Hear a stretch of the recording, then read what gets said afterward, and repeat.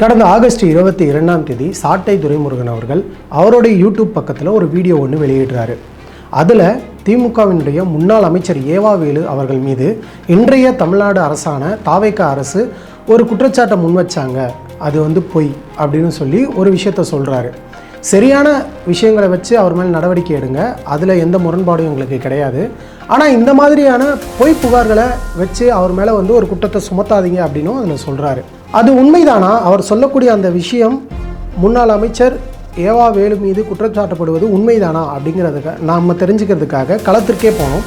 அங்கே நிறைய உண்மைகள் எங்களுக்கு தெரிய வந்தது டேட்டாவோட. அந்த விஷயங்களை உங்களுக்கு ஷேர் பண்ணிக்கிறதுக்காக தான் இந்த வீடியோ.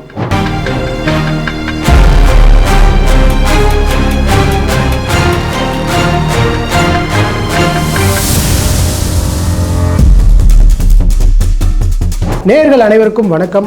நான் உங்கள் மணிமாறன். இது அரசியலுக்கு அப்பால்.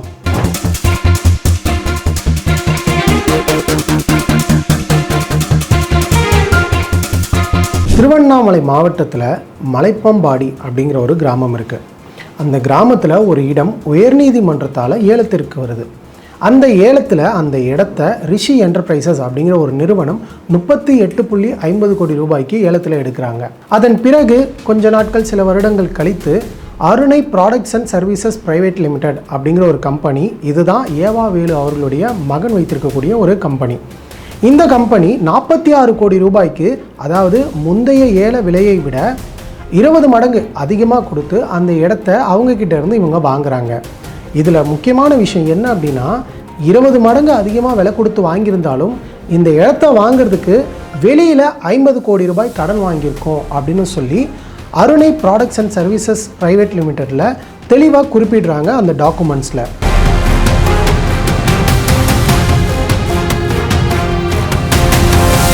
நான் முன்னாடி குறிப்பிட்டது முதல் குற்றச்சாட்டு. இரண்டாவது குற்றச்சாட்டு என்ன அப்படின்னா, இந்த நிறுவன இடம் இருக்கு இல்லையா, இதற்கு அருகில் மலைப்பம்பாடி ஏரி பெரிய அளவில் இருக்குது. அந்த ஏரிக்குள்ளே இப்போ தண்ணி கொஞ்சம் கம்மியாக இருக்குது, தண்ணியே இல்லைன்னு நினைக்கிறேன் தற்போதைய நிலவரத்தில். அந்த இடத்துல வண்டல் மண் அள்ளுறதுக்கு நிறைய பேர் முயற்சி பண்ணியிருக்காங்க. தமிழக அரசுக்கிட்ட அனுமதி வாங்கி நிறைய பேர் எடுத்திருக்காங்க, அனுமதி வாங்காமல் சில பேர் எடுத்திருக்காங்க. அதையும் நம்ம இங்கே குறிப்பிட்டு தான் ஆகணும். அப்படி வண்டல் மண் எடுத்ததில் இங்கே இருக்கக்கூடிய நம்ம முன்னாடி குறிப்பிட்ட மாதிரி முன்னாள் அமைச்சர் ஏவாவேலு அவர்களுடைய மகன் அனுமதி வாங்காமல், இல்லை அனுமதி அளிக்கப்பட்ட அளவை விட அதிகமாக மண் எடுத்துட்டாரு, வண்டல் மண்ணை எடுத்துட்டாரு, திருடிட்டாரு அப்படின்ற குற்றச்சாட்டை எல்லாரும் முன் வச்சுருந்தாங்க.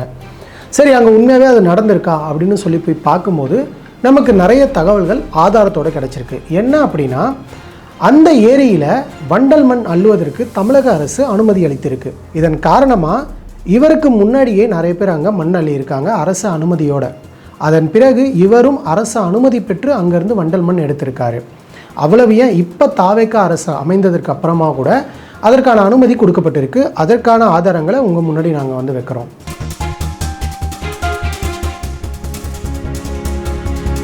இதில் முக்கியமான மூன்றாவது குற்றச்சாட்டு என்ன அப்படின்னா, திமுகவினுடைய இளைஞரணி மாநாடு திருவண்ணாமலை மாவட்டத்தில் நடந்தது. மிகப்பெரிய பிரம்மாண்டமாக நடந்துச்சு அந்த இளைஞரணி மாநாடுன்னு தான் சொல்லணும். அந்த இளைஞரணி மாநாட்டு திடல் இருக்கு இல்லையா, அந்த திடல் இந்த இடத்துக்கு அருகில் தான் இருக்குது. இங்கேருந்து மண்ணை கொண்டு போய் அங்கே கொட்டி தான் அந்த திடலையே சமன்படுத்தினாங்க. அந்த மாநாடு நடத்துறதுக்காக இந்த மாதிரியெல்லாம் பண்ணியிருக்காங்க அப்படின்னு சொல்லி ஒரு குற்றச்சாட்டு முன்வைக்கப்படுது. இதுதான் ரொம்பவே முக்கியமான குற்றச்சாட்டு. சரி, அப்படி ஒன்று பண்ணாங்களா, அப்படி ஒன்று நடந்திருக்கா, அதையும் நம்ம தெரிஞ்சுக்கலாம் அப்படின்னு சொல்லி அதையும் நாங்கள் விசாரித்தோம். அப்படி விசாரிக்கும் போது ஒரு முக்கியமான விஷயம் எங்களுக்கு தெரியும். என்னென்னா, மாவட்ட ஆட்சியர்கிட்ட அவங்க போய் பர்மிஷன் கேட்கும் போதே சமமான இடத்த தேர்ந்தெடுத்து தான் அவங்க போய் பர்மிஷனையும் கேட்டிருக்காங்க. இந்த மாதிரி நாங்கள் ஒரு இளைஞரணி மாநாடு நடத்த போகிறோம், அதற்கு இந்த இடம் நாங்கள் தேர்வு செஞ்சுருக்கோம் அப்படின்னு அவங்க கேட்டிருக்காங்க. மாவட்ட ஆட்சியரும் அந்த இடத்து கரெக்டாக இருக்குமா, மாநாடு நடத்தினா எத்தனை பேர் வருவாங்கன்றது ஒரு மாவட்ட ஆட்சியராக அவருக்கு நல்லாவே தெரிஞ்சிருக்கும். இது எல்லாம் செக் பண்ணதுக்கு அப்புறம் தான் அந்த இடத்துல பர்மிஷனே கொடுத்துருக்காங்க. அதுவும் இல்லாமல் அது ஒரு சமமான இடம். சமமான இடத்துல வண்டல் மண்ணையோ இல்லை வேறு எந்த மண்ணையோ கொட்டி மீண்டும் சமன்படுத்த வேண்டிய அவசியமே அந்த இடத்துல இல்லை. அப்படிங்கிறது தான் நமக்கு கள ஆய்வில் தெரிஞ்ச ஒரு முக்கியமான உண்மையும் கூட. இப்போ என்னப்பா, இதெல்லாம் எல்லாருமே அரசியலுக்காக வைக்கிற குற்றச்சாட்டுகள் தானே அப்படின்னு நம்மளும் இதை கடந்து போகணுமா அப்படின்னு கேட்டிங்கன்னா கூடாது. ஏன் அப்படின்னா, ஒரு குற்றச்சாட்டு ஊழல் புகார் வருது, ஒருத்தர் மேலே முறைகேடு புகார் வருது அப்படின்னா அந்த முறைகேடு புகார் எந்த அளவுக்கு உண்மை அப்படிங்கிறது மக்கள் இப்போ அவங்களே வந்து தெரிஞ்சுக்க ஆரம்பிச்சிட்டாங்க. அவங்களே நிறைய வெப்சைட்ஸ்குள்ளே போயிட்டு நிறைய டாக்குமெண்ட்ஸை அவங்களே வெரிஃபை பண்ண ஆரம்பிச்சிட்டாங்க. அப்படி இருக்கும்போது இந்த மாதிரியான பொய்யான புகார்கள் ஒரு மிகப்பெரிய தாக்கத்தை ஏற்படுத்தும். இதைத்தான் சாட்டை துரைமுருகன் அவர்கள் அவருடைய வீடியோவில் பதிவு பண்ணியிருக்காரு. இந்த ஒரு விஷயத்தை நம்ம ஆராயும் போது நிறைய விஷயங்கள் தெரிய வந்தது. என்ன அப்படின்னா, உதாரணத்துக்கு அருணை products and services private limited நிறுவனம் வந்து ஒரு இடத்த வாங்கியிருந்தாங்கன்னு சொன்னோம் இல்லையா, அது 46 கோடி ரூபாய்க்கு வாங்கியிருக்காங்க. ஆனால் வெளியில் பரப்பப்பட்டது எப்படின்னா 200 கோடி ரூபாய் மதிப்பு, அந்த 200 கோடி ரூபாய் மதிப்பை மறைச்சு 46 கோடி ரூபாய்க்கு வாங்கிட்டாங்க அப்படின்னு சொல்லி நிறைய விஷயங்கள் பரப்பப்பட்டுச்சு. முக்கியமாக இந்த ஏரியிலிருந்து மணல் எடுத்த விஷயம் அப்படிங்கிறது முன்னாள் அமைச்சர் ஏவா வேலு அவர்களுடைய மகன் மட்டுமே அந்த இடத்துல வந்து மண் எடுத்திருக்காங்க. அந்த வண்டல் மண்ணை எடுத்துகிட்டு போய் வெளியில் விற்றுருக்காங்க. அதுலேருந்து நிறைய முறைகேடு நடந்திருக்கு. அதுலேருந்து பல லட்சம் பல கோடி ரூபாய் அளவுக்கு வந்து சம்பாதிச்சிருக்காங்க. ஊழல் நடந்திருக்கு, முறைகேடு நடந்திருக்கு அப்படின்னு நிறைய விஷயங்கள் தொடர்ந்து குற்றச்சாட்டுகளை முன்வைக்கப்பட்டது இல்லையா. ஆனால் அதற்கு முன்பும் தற்போதும் எப்போயுமே அந்த இடத்துல மணல் அள்ளிக்கிட்டு தான் இருக்காங்க. அந்த வண்டல் மண் அப்படிங்கிறது விவசாயிகள் அவங்களுடைய விவசாய நிலத்தில் போடுறதுக்காக தொடர்ந்து கொண்டு போயிட்டு தான் இருக்காங்க. குறிப்பிட்டு சொல்லணும் அப்படின்னா 2017க்கு பிறகு எடப்பாடி பழனிசாமி அவர்கள் முதலமைச்சர் ஆனதுக்கு அப்புறமா நிறைய ஏரிகள் குளங்கள் தூர்வாரப்பட்டுச்சு.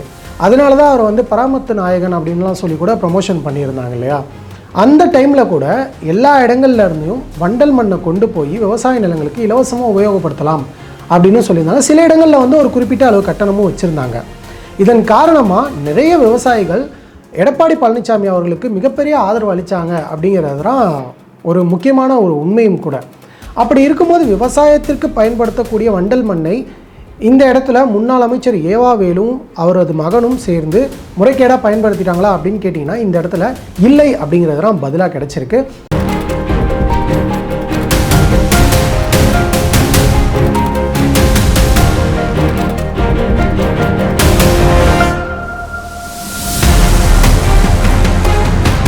இப்போது இந்த வீடியோவை நம்ம பதிவு பண்ணுறதுக்கான நோக்கம் என்ன அப்படின்னு பார்த்தோம்னா, சாட்டை துரைமுருகன் அவர்கள் போட்ட அந்த ஒரு காணொலியை பொறுத்த வரைக்கும் அவர் வைத்திருக்கக்கூடிய தம்ப்நெயிலாக இருக்கட்டும், அவர் போட்டிருக்கக்கூடிய டைட்டிலாக இருக்கட்டும், பார்த்ததுமே நமக்கு என்ன தோணுச்சு அப்படின்னா, ஓகே, திமுக கூட நாம் தமிழர் சமரசம் செஞ்சுட்டாங்க, அதனால தான் இந்த வீடியோ போட்டிருக்காங்க அப்படிங்கிறதான் தோணுச்சு.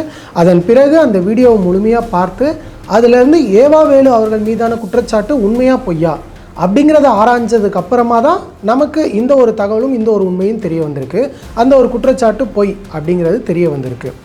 அப்படி இருக்கும்போது இந்த இடத்துல உண்மையை யார் வேணாலும் பேசலாம், எதற்கு பற்றி வேணாலும் பேசலாம், ஆனால் பொய் புகார்கள் கொடுத்தவர்கள் மேலே கண்டிப்பாக நடவடிக்கை எடுக்கணும் அப்படிங்கிற ஸ்டாண்டில் சாட்டை துரைமுருகன் நின்னது சரி அப்படின்னு தான் நம்மளுடைய கலை ஆய்வில் நமக்கு தெரிஞ்சிருக்கு.